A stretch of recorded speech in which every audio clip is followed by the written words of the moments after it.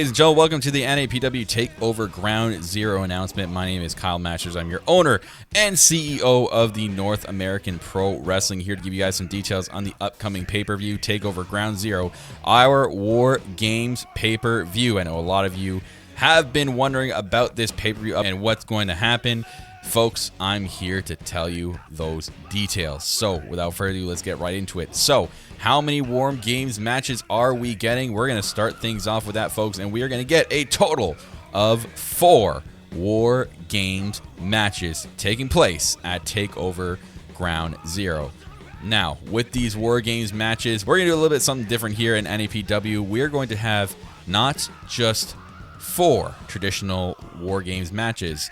We're going to have 1 traditional War Games matches and 3 new concept War Games matches. That's right, folks. We're going to do something that's never been done before, and we're going to do it right here in NAPW. Now, as for the traditional War Games match, we're going to have the following matchup. So the traditional War Games match will be Team Dynasty against Team Omega. That will take place in the traditional War Games match.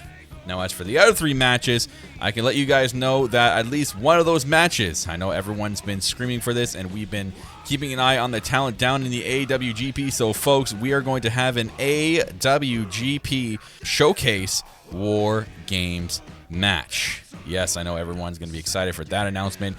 Who are going to be selected, that is going to be revealed in the upcoming days on who exactly will be in the AWGP War Games match. Now, tracking back a little bit, everyone is probably asking, but Kyle, what is the new concept War Games match? Well, here, let me tell you those details. And here are your details, folks. Teams will consist of 4-on-4. It will be like a traditional War Games match in that sense, but there will be only one single ring. Now, in this ring, it'll be all 4 members against all 4 members at one time, and it will be a elimination style, as the last team standing will win the match. Now, there still will be a steel structure surrounding the rings. We are going to use the Hell in the Cell structure to surround both teams inside the War Games match. There still will be a War Games feel to it, but a different concept.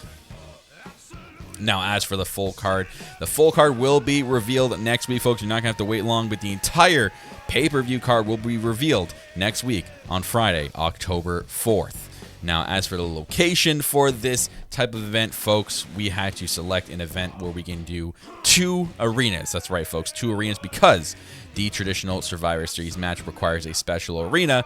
Our friends at the WWE are happy to lend us the War Games setup for that traditional match, and that match will take place in the WFCU Center in Windsor, Ontario, Canada.